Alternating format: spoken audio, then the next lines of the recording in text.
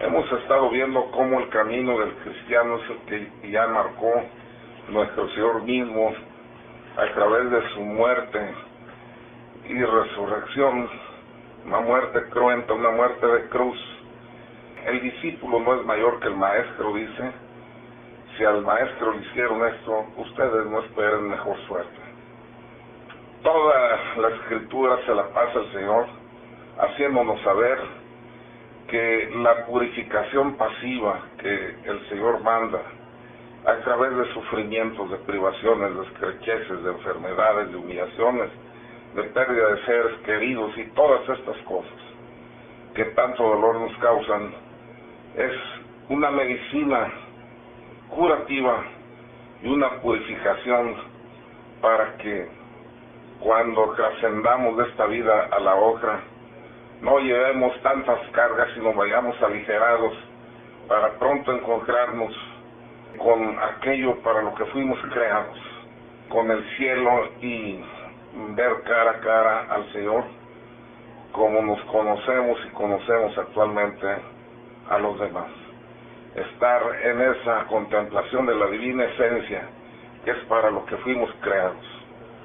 Claro que ya fue pagado el precio de nuestro pecado, ya está consumada la redención, estamos en actitud de llegar nuevamente al cielo en la presencia del Padre. Se abrió el cielo que estaba cerrado por nuestro pecado, pero dice San Agustín, el que te hizo a ti sin ti no te puede salvar a ti sin ti. Debemos nosotros pagar el precio también que la justicia está exigiendo por nuestro pecado. Ya dije, es fruto del amor de Dios el que nosotros participemos en esas purificaciones en donde Él nos propone el medio, el Señor nos propone el medio y nosotros nos dejamos hacer, nos dejamos purificar. Hablaba de cómo cuando el Padre Pío de Pietrelcina en oración le estaba presentando a nuestro Señor las llagas de sus manos, de sus pies, de su costado, que tanto lo hacían sufrir. Le dijo nuestro Señor, sentirás agudo el olor en tu cuerpo y más agudo en tu alma. ¿Cuántas veces me habrías abandonado si no te hubiera crucificado en la cruz? En la cruz se aprende a amar. Y yo no la doy a todos. Miren lo que va a decirle al Padre Pío. La doy solo a los que más quiero. Cuando la gente recibe una prueba y empieza a maldecir y a quejarse, hermanos, si supieras que es la manifestación máxima del amor de Dios, porque te quiere santo, porque te quiere puro. Todos estamos llamados a la santidad y no todos sabemos caminar hacia ella. Entonces deja que el Señor ponga los caminos y tú nada más ándalos, y acuérdate que el camino de Cristo lleva sangre. Las huellas de Cristo van dejando sangre. Siempre desde el Antiguo Testamento nuestro Señor a sus amigos íntimos no les escatimó sufrimientos.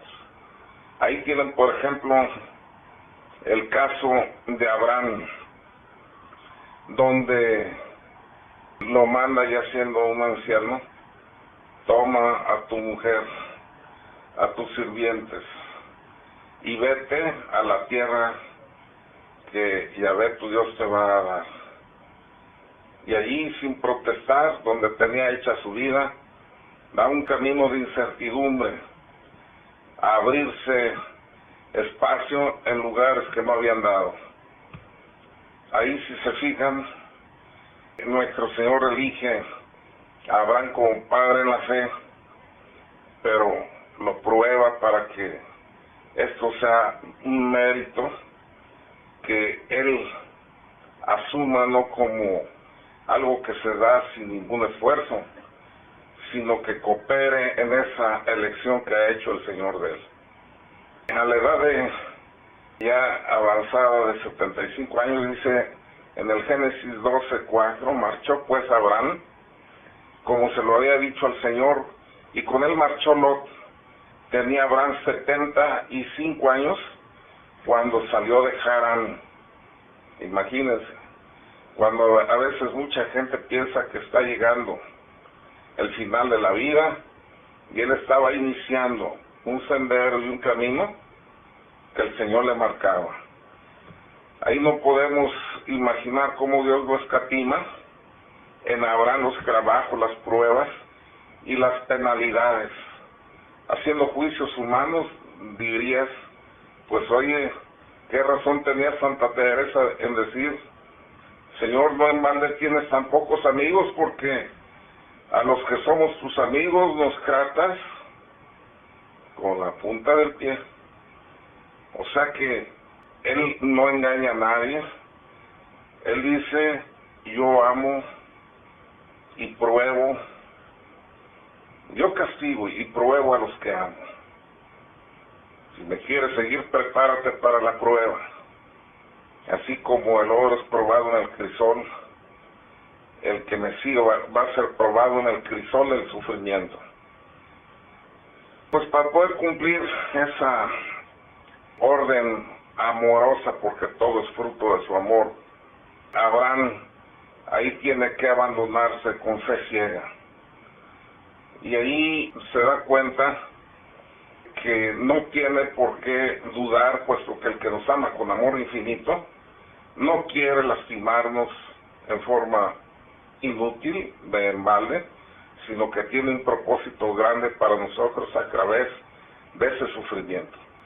Y miren, cuando el hombre abraza con docilidad la cruz que el Señor le propone en la vida, va a ser bendecido como lo fue Abraham. Allí en el Génesis 17:6 dice, cayó Abraham rostro en tierra, y Dios le habló así, por mi parte, esta es mi alianza contigo, serás padre de una muchedumbre de pueblos, no te llamarás más Abraham, sino que tu nombre será Abraham, pues te he constituido padre de muchedumbre de pueblos, te haré fecundo y sobremanera te convertiré en pueblos y reyes saldrán de ti. Esa es la respuesta, miren, que Dios nuestro Señor da cuando Él propone una vida de purificación y tú aceptas esa alianza que te propone el Señor sin protestar y siguiendo sus designios. Y no es nada fácil decir el fiat que dio la Santísima Virgen y también Abraham, porque miren que se resiste la naturaleza humana. Todo el esfuerzo de Abraham para cumplir la voluntad de Dios fue puesta siempre a prueba, no se quedó solo ahí. Siempre estuvo sufriendo y con desvelos y el olor del desprendimiento de todas sus propias intenciones y pretensiones.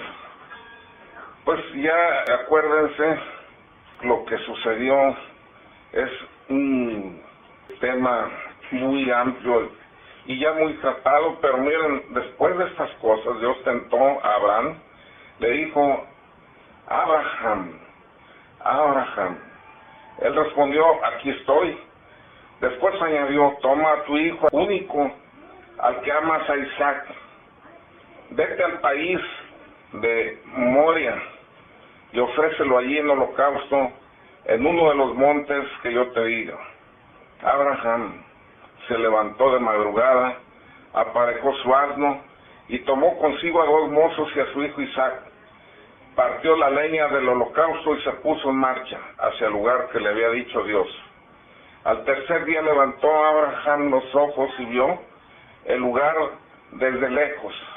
Entonces dijo Abraham a sus mozos, quédense aquí con el asno. Yo y el muchacho iremos hasta allí, haremos adoración y volveremos donde ustedes. Tomó Abraham la leña del holocausto, la cargó sobre su hijo Isaac, tomó en su mano el fuego y el cuchillo, y se fueron los dos juntos. Dijo Isaac a su padre Abraham: Padre. Respondió: ¿Qué hay, hijo? Isaac: Aquí está el fuego y la leña, pero ¿dónde está el cordero para el holocausto? Dijo Abraham: Dios proveerá el cordero para el holocausto, hijo mío. Y siguieron andando los dos juntos. Llegados al lugar que le había dicho Dios, construyó allí Abraham el altar y se dispuso la leña, ató a Isaac su hijo y lo puso sobre el ara encima de la leña. Alargó Abraham la mano y tomó el cuchillo para inmolar a su hijo. Entonces le llamó el ángel del Señor desde el cielo diciendo: Abraham, Abraham. Él dijo: Aquí estoy.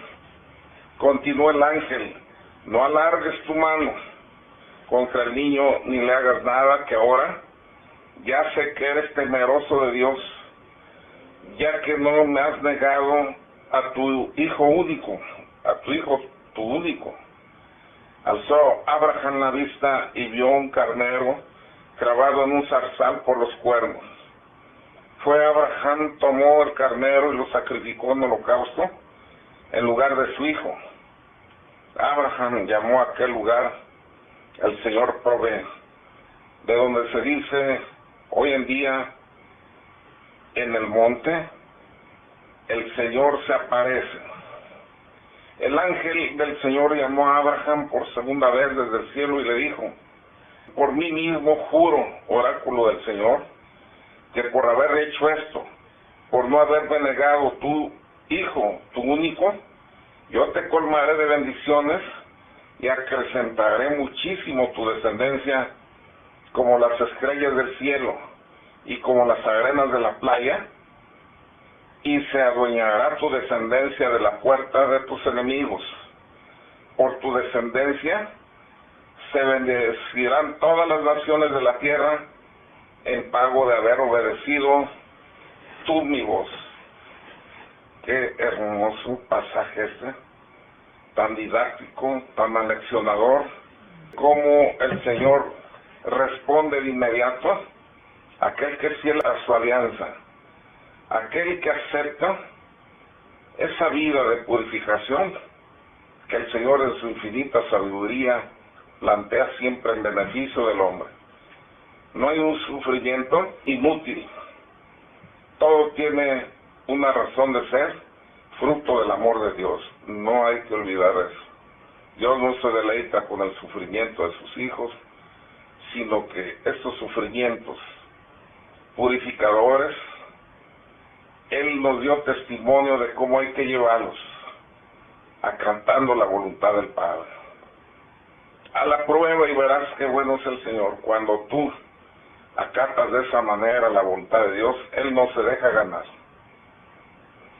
Estos son testimonios para que veamos cómo funciona en la práctica el que un hombre que es fiel al Señor siempre va a recibir en forma desproporcionada, porque el Señor no da uno a uno, sino Él dice que todo lo que des por causa de su nombre vas a recibir centuplicado. Pero hablar de números no va con el Señor.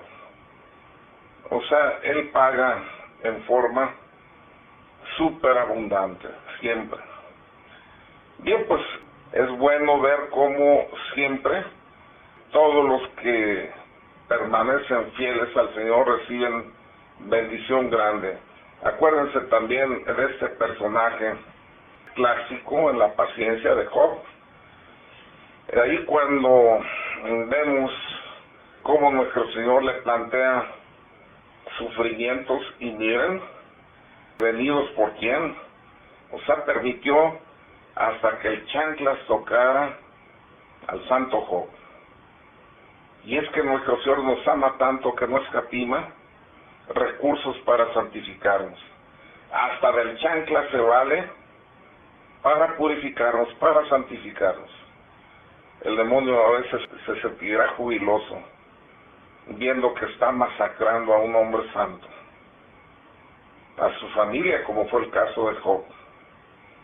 Lo que no sabe que ahí lo que está haciendo el Señor como fruto de su amor es santificándolos, purificándolos. Si supiera a fin de cuentas el chanclas que es solo un probador, un santificador de la humanidad, seguramente no le haría tanta gracia hacer sufrir a las criaturas, a los hijos de Dios. Cuando vemos ahí cómo fue aumentando su sufrimiento por las insidias del demonio, primero sus bienes materiales, luego su familia, luego sus enfermedades con llagas purulentas, malolientes, dolorosas, humillantes, y cómo ahí permanecía Job doliéndose, sí, pero fiel al Señor.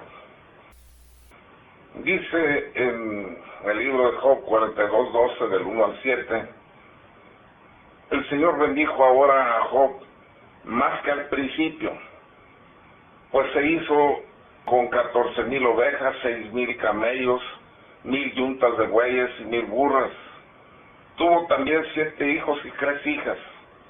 A la primera le puso el nombre de Paloma, a la segunda Acacia, y a la tercera Frasco de perfumes. No había en todo el país muchachas más hermosas que las hijas de Job.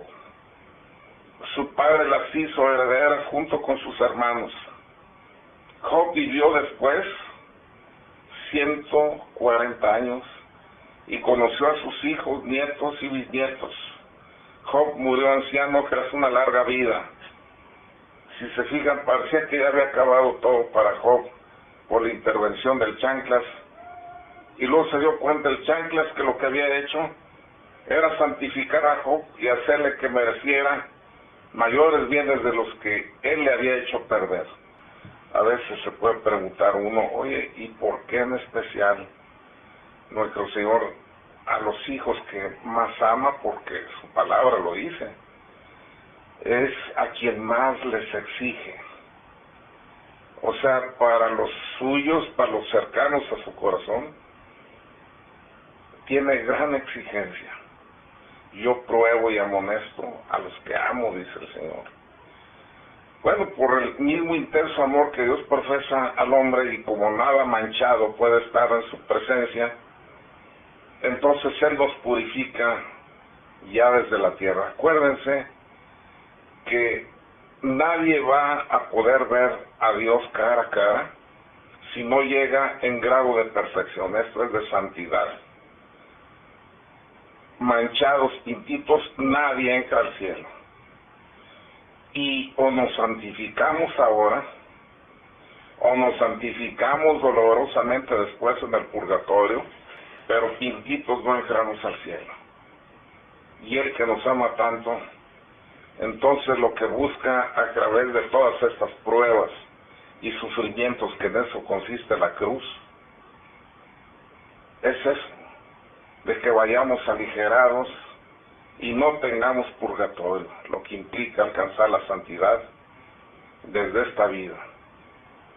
Y luego el chanclas que trabaja bien, Habrá inclusive gente de la que me está escuchando ahorita que diga, no, yo me sentiría soberbio y fatuo si pensara que yo llegaría a ser santo.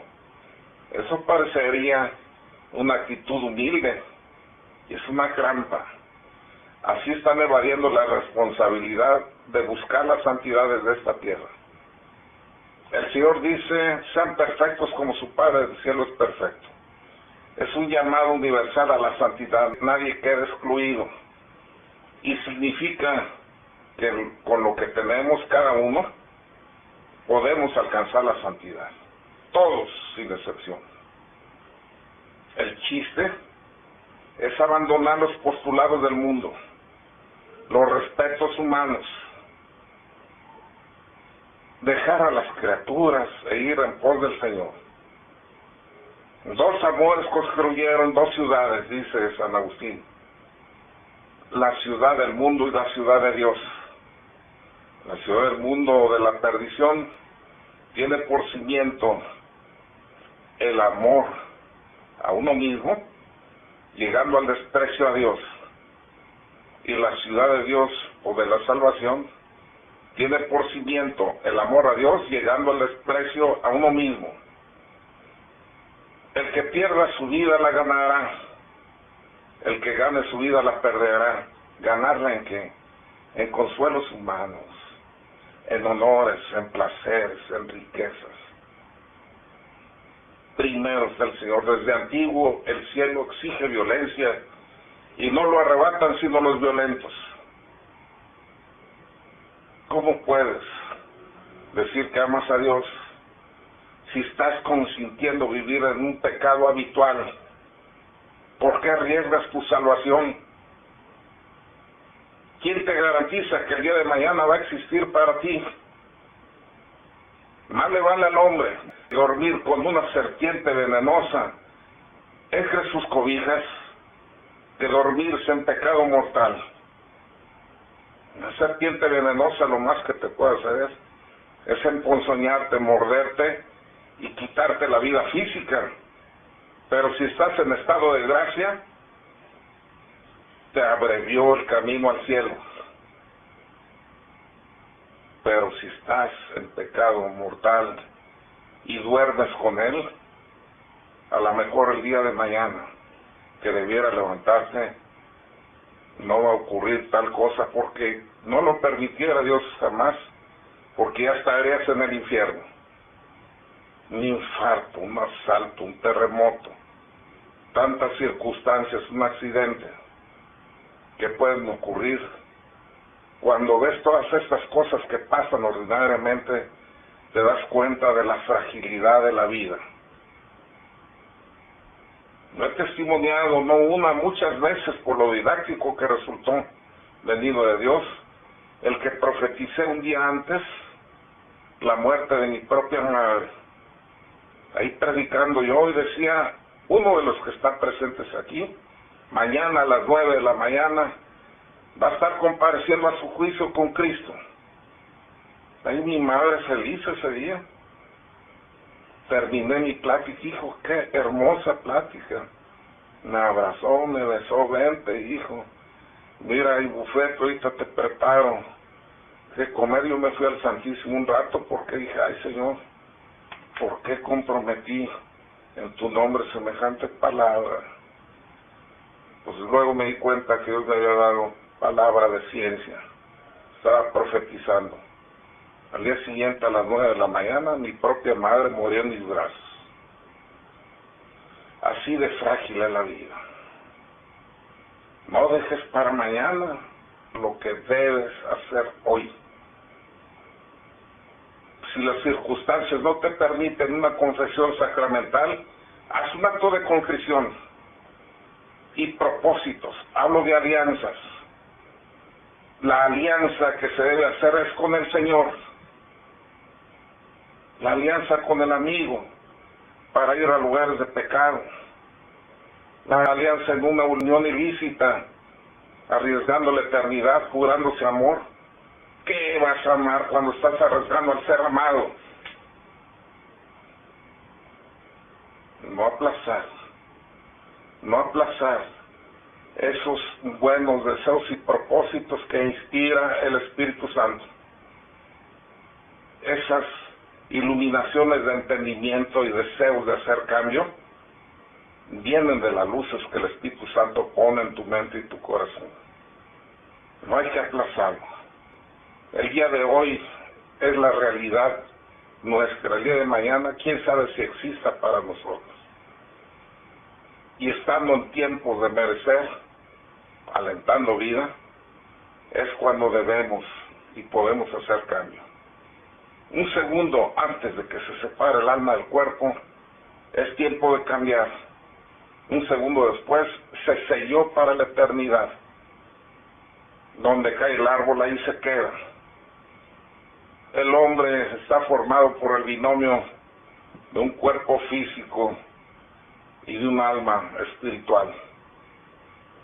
Cuando se desprende el alma del cuerpo, el cuerpo solo no es un humano, es un cadáver que se descompone, que se corrompe, que se disgrega.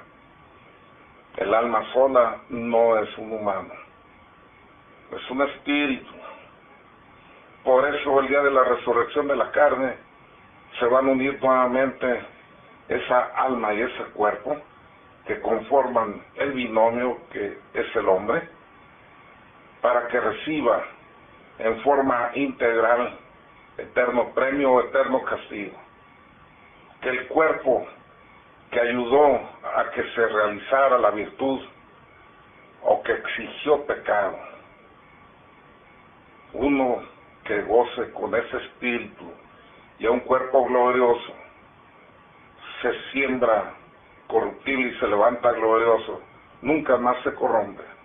Este mismo cuerpo que exhibimos es el que nos va a acompañar en la eternidad, pero en condiciones de glorioso, espiritualizado, no espiritual, sino unido de tal forma y en condiciones de tal forma gloriosas que puede habitar en las moradas eternas espirituales. Siempre ha sucedido así que las personas que son amados y el pueblo que es amado es purificado, es acrisolado en el sufrimiento. El Deuteronomio 8:2 ahí nos hace ver cómo el Señor purificó a su pueblo por el desierto, poniéndolo en pruebas para acrecentar su fortaleza y así pudiera resistir los ataques del maligno y pudiera permanecer fiel a sus caminos. Dice el Deuteronomio 8:2, acuérdate de todo el camino que el Señor tu Dios te ha hecho recorrer durante estos 40 años en el desierto para humillarte, para probarte y para conocer lo que había en tu corazón, si ibas a guardar los mandamientos o no. Te estaba probando el Señor. Y una cosa importante, nadie es probado más allá de sus fuerzas, para que no se preocupen por ese lado. La prueba, la cruz de sufrimiento que Dios manda o permite, tiene carácter de corrección y de medicina para enderezar nuestros senderos. O sea, Dios no quiere la muerte, dice, del pecador, sino que se arrepiente y viva. O sea, el plan divino para todo hombre es darle la vida eterna, es por eso que lo corrige, para guiarlo por el camino de la santidad. Fíjese que siempre nuestro Señor, por eso es importante que estén leyendo su escritura, su Biblia cada día, meditándola, porque ahí nos dice qué le gusta, qué le disgusta al Señor. Por ejemplo, en el libro de los Proverbios 3:11-12, dice, no desprecies, hijo mío, la instrucción del Señor, que no te enfades su reprensión, porque el Señor reprende a quien ama, como un padre a su hijo amado. Y es que el padre que ama a su hijo, lo corrige. Un padre consentidor no es un buen padre, porque el hijo no va a tener directrices y se va a comportar caprichosamente en la vida, exigente, y no todos tienen por qué tolerarlo como lo hace su padre. Y ese muchacho va a sufrir y va a hacer sufrir a mucha gente. Nuestro Señor sí es un buen padre. Él sí nos corrige, Él sí nos purifica. Él sí nos enseña la vara, dice la Escritura. Pégale con la vara a tus hijos en las costillas, no lo vas a matar, pero sí lo vas a corregir para que enderece su camino. Si respondemos pues al amor de Dios y aceptamos ese don, porque es un regalo glorioso, luminoso, el de la cruz, el del sufrimiento, ahí nos estamos uniendo en una amistad más estrecha con Dios mismo y aumentando nuestra vida de gracia. Dios ahí nos abraza con su amor y lejos de quitarnos la prueba, puede hacerlo. Y sin embargo, acuérdense que la exaltación de Cristo fue en el momento de su muerte, cruenta muerte de cruz, fruto del amor de su Padre, porque se hizo obediente hasta la muerte y muerte de cruz. Por eso el Padre lo exaltó y le dio un nombre que está sobre todo nombre, para que al nombre de Jesús toda rodilla se doble en el cielo, en la tierra y los abismos, y todo mundo proclame que Jesús es el Señor para la gloria de Dios Padre. Fue en la exaltación, en la muerte, en el abandono aparente, que reclamaba a nuestro Señor Padre, y Elohim, lama sabachthani. Padre, Padre, ¿por qué me has abandonado? ¿Qué acaso no habita en el Padre como nosotros habitamos, nos movemos y existimos en Él? Pues sentía que podía haber hecho muchas cosas por Él y guardaba silencio. Claro que con su amor infinito aceptaba esto. Como hombre reclamaba, pero sabía que ese era el plan divino, fruto del amor de su Padre. La justicia divina exigió una reparación. Y Cristo se hizo el Cordero de Dios que quita el pecado del mundo. Llevaba todo nuestro pecado sobre sus espaldas. Si Cristo, como un cordero sin balar, se entregó por obediencia al Padre, a mí nadie me puede quitar la vida, decía nuestro Señor, pero recibí el precepto de mi Padre de darla y la doy. Miren qué ejemplo nos ha dado. Y Él dice, ejemplo les di para que cuanto yo hice, lo hagan ustedes. O sea, tiene ahí autoridad moral para decir, hijo, no protestes, porque de ese dolor vas a recibir y está recibiendo gran bendición, empezando por la purificación que hace de tus pecados mi Padre, y enseguida los bienes que te tiene a cambio de esa paciencia, de esa fidelidad en sus caminos. Seguir a nuestro Señor en los momentos gozosos seguramente es fácil para todos. Seguirlo en el camino de la cruz, Él mismo dice que el camino angosto lo caminan pocos, por el ancho va lleno. Y ahora miren hasta dónde llega nuestro Señor en su amor. Cualquiera pensaría entonces que son más los que se condenan que los que se salvan, ya que su palabra es veraz y Él dice que por el camino angosto caminan muy pocos y muchos por el ancho. Y sin embargo, afirmar semejante cosa, que son más los que se pierden que los que se salvan, sería estar afirmando que el chanclas tiene más autoridad sobre la humanidad que Cristo, que ofrendó su sangre redentora, lavando nuestro pecado. Acuérdense lo que dice la Escritura, lo que para el hombre es imposible, para Dios es posible. Podemos afirmar que no porque el hombre es bueno, sino por la misericordia de Dios, ya que Él dice, por suyo propio nadie se salva. Nadie se salva, nadie nos salvamos por nosotros mismos. Más que lo que para el hombre es imposible, para Dios es posible. Estamos ciertos que somos malos que nos salvamos, a pesar que reunimos la cruz, pero por la misericordia de Él. Pero qué hermoso que podamos responder a esa alianza en fidelidad, en paciencia, porque todo está diseñado para nuestro bien. Y acuérdense que en el cielo, si bien todos vamos a estar gozando en plenitud, sin que nos falte nada, todos tenemos capacidades diferentes, según el estado de perfección que hayamos alcanzado en la tierra. O sea que hay santos, santitos, santotes y santazos, y cada uno lleva el tamaño de gozo que cultivó en la tierra. Y nuestro Señor, que nos ama tanto, quiere que todos gocemos al máximo. Pero esos peldaños que nos llevan al cielo y a ese cielo gozoso, exigen renuncia, exigen purificación. Y esa purificación es gratis a condición de que no le estorbemos. Mucho ayuda el que no estorba. Ahí es dejarse hacer. Ya que no sabemos ganar por nosotros mismos gracias especiales para purificarnos e ir al cielo, hay que aceptar las que el Señor nos manda para ir con toda certeza al Padre. Nadie va al Padre sino a través del Hijo.